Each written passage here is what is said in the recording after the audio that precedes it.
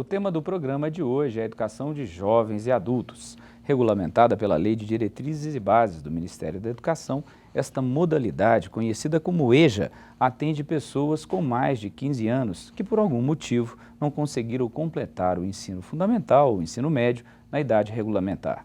De acordo com o Censo Escolar da Educação Básica, há quase 4 milhões de estudantes matriculados na educação de jovens e adultos. O maior número, cerca de 1,6 milhão, cursa os anos finais do ensino fundamental.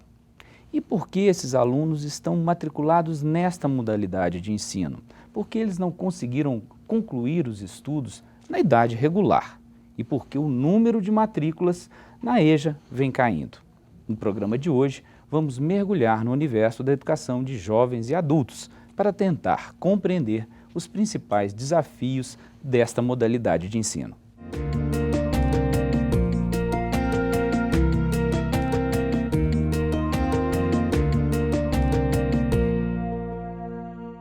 O Roda de Conversa é um programa que debate temas do cotidiano escolar sob a perspectiva pedagógica. É uma iniciativa da Secretaria de Estado de Educação de Minas Gerais, idealizada pela Magistra, a Escola de Formação e Desenvolvimento Profissional de Educadores de Minas Gerais, em parceria com a Assessoria de Comunicação Social.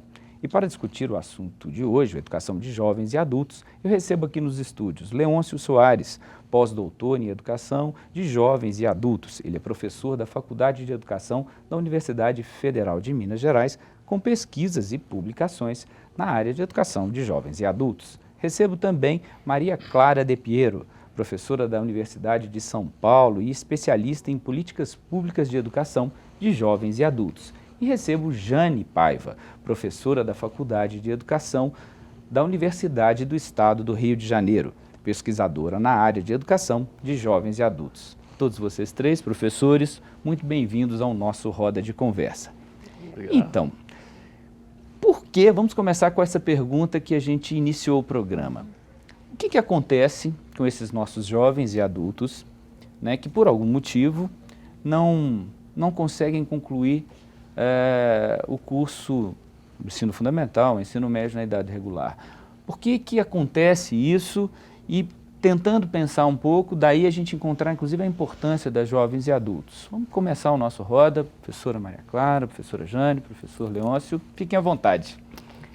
Bom, posso começar. Eu acho que a gente tem pelo menos dois grupos, né? É uma diversidade enorme.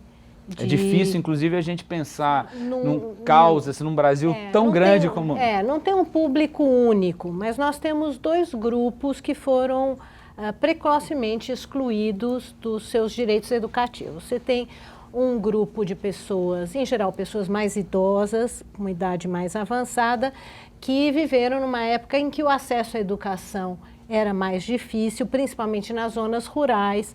Então, nesse grupo nós vamos ter os analfabetos, as pessoas com muito baixa escolaridade. E há um segundo grupo, muito numeroso e bastante heterogêneo, de pessoas que abandonaram precocemente os seus estudos por fatores extraescolares, sociais, que têm a ver com pobreza, necessidade de ingresso precoce no mercado de trabalho, mas também por fatores escolares em função do fracasso, né, de não terem tido uma trajetória escolar interrompida, mal sucedida, com sucessivas reprovações que acabam desestimulando e levando ao abandono escolar precoce. Eu acho que eu podia complementar um aspecto, Marcílio, que me parece relevante, né?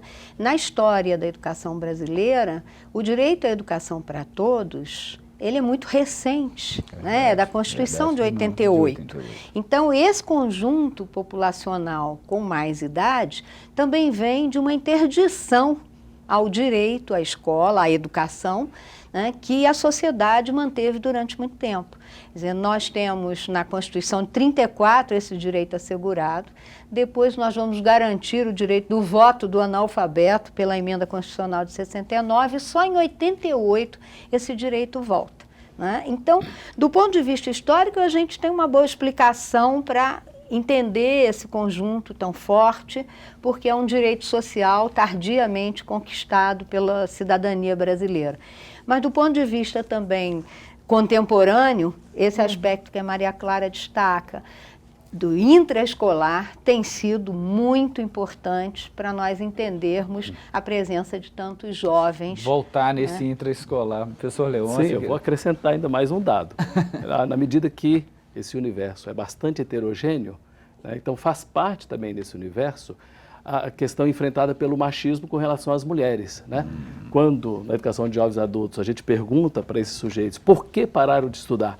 Então, além desses elementos citados aqui, a questão do trabalho ele é muito forte, mas no caso das mulheres em especial, aquela marca de que quando eu era mais nova, meu pai me impedia porque falava, eu vou lá aprender a escrever carta, isso ainda é atual. Quando se casa, às vezes pensando que se livrou, às vezes tem um marido que também impede que essa iniciativa aconteça. Então, aumentando as explicações um pouco do porquê esse grupo não chegou a estudar quanto mais novo e agora volta a estar. E um dado importante em relação a essa questão é que nós só vamos encontrar nas faixas de maior idade, é que nós vamos encontrar as mulheres como as menos escolarizadas.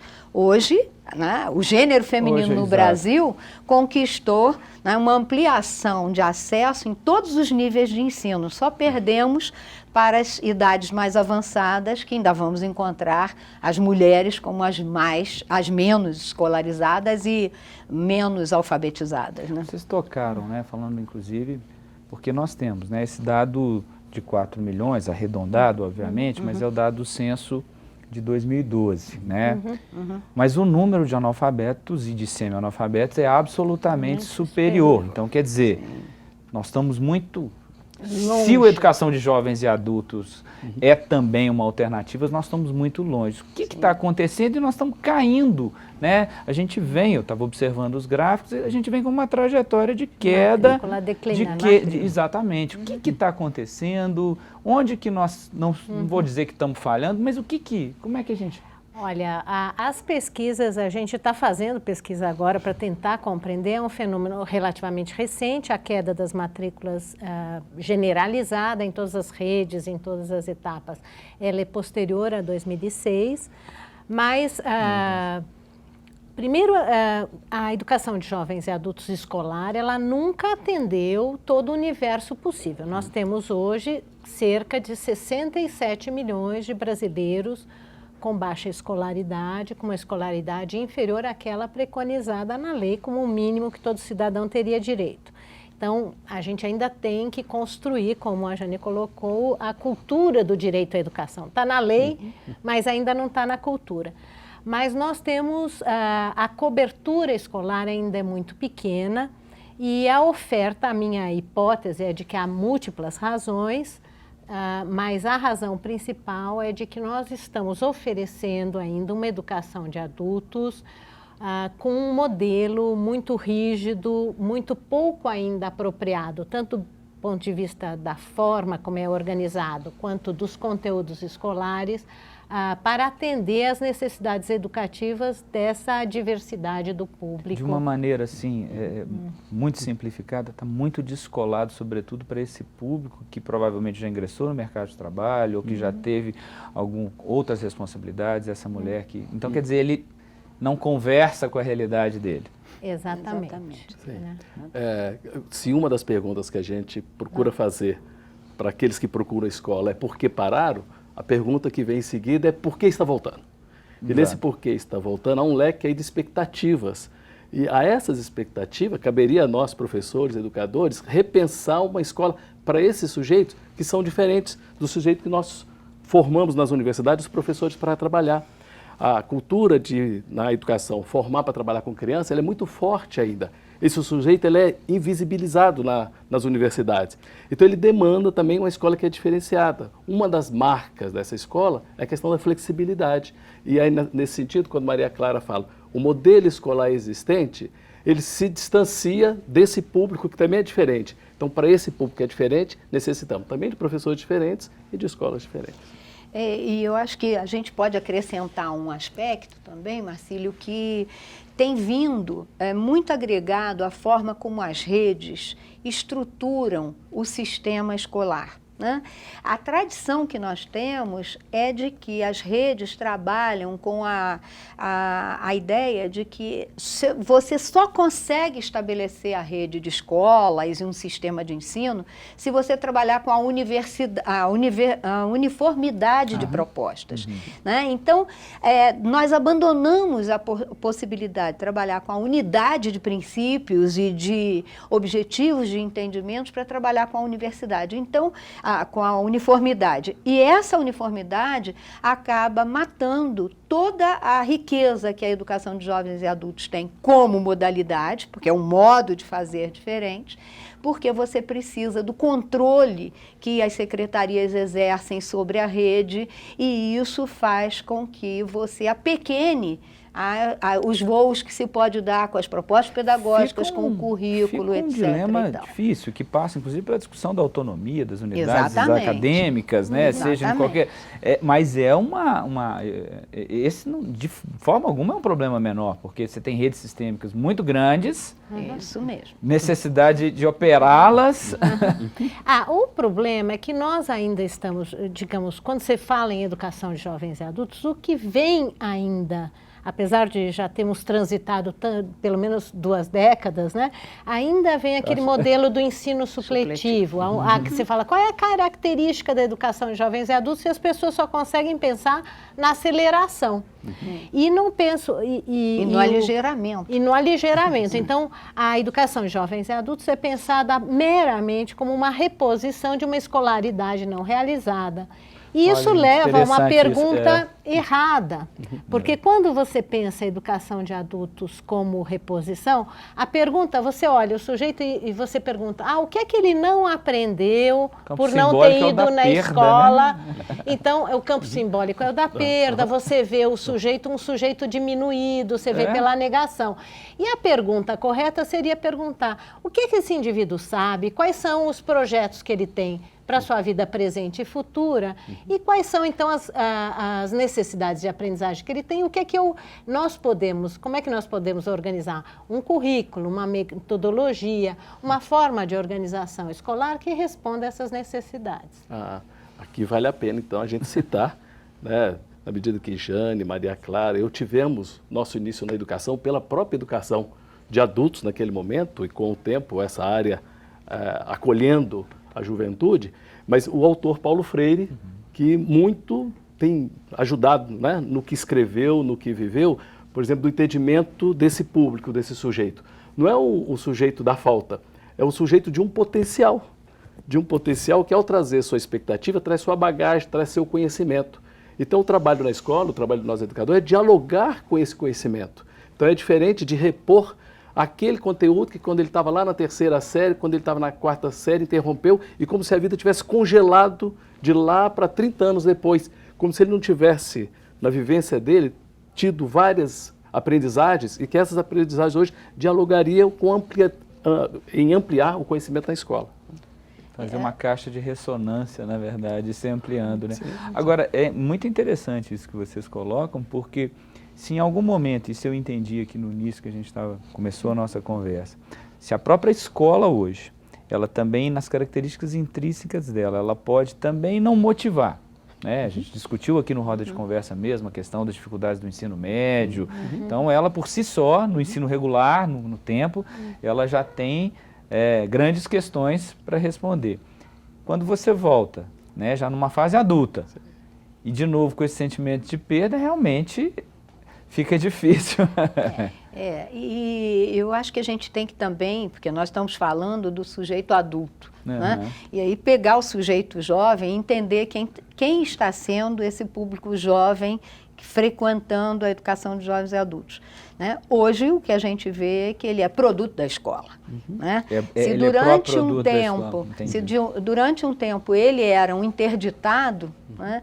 Hoje, basicamente, ele é produto da escola. Isso tem muitas implicações. Né? A primeira implicação, e Maria Clara vai ter dados aí contundentes do ponto de vista dos gastos com a educação, dos investimentos na educação, porque você gasta 2 vezes com o mesmo sujeito e muitas vezes essa segunda vez, essa escola da segunda chance, ainda não consegue fazer com que ele conclua com êxito. Muitas vezes ele torna a sair aquilo que a gente conhece como evasão, que para nós do campo a gente prefere falar em uma expulsão que a escola promove, são os movimentos da própria educação de adultos, porque ele tem necessidades do cotidiano. Esse percentual ele é alto, gente, na educação de jovens e adultos? De jovens? Tem De jovens. sido crescente. Crescente. Tem sido E crescente.